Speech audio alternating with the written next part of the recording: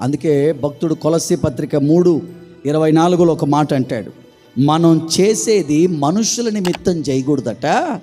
ఎవరి నిమిత్తం చెయ్యాలా? దేవుని నిమిత్తమే చేయాలట.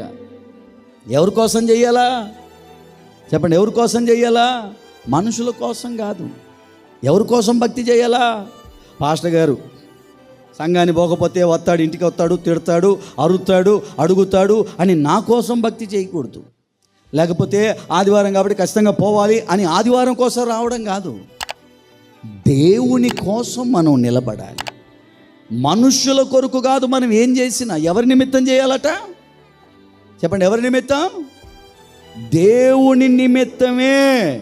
అలా ఎవరైతే దేవుని కొరకే బ్రతుకుతారో, దేవుని నిమిత్తమై నడుం కట్టుకుంటారో, దేవుని కోసమే భారాలు భరిస్తారో వాళ్ళు ధన్యులు అని వాక్యం చెప్తుంది. వాళ్ళంటే ఎవరు? యెషయా గ్రంథంలోనే ఉంటుంది అన్నమాట. 30:18 ఆయన నిమిత్తం కనిపెట్టుకున్న వారందరూ కూడా ధన్యులు. మనం అందరం కూడా ధన్యులంగా మార్చబడుదుముగాక.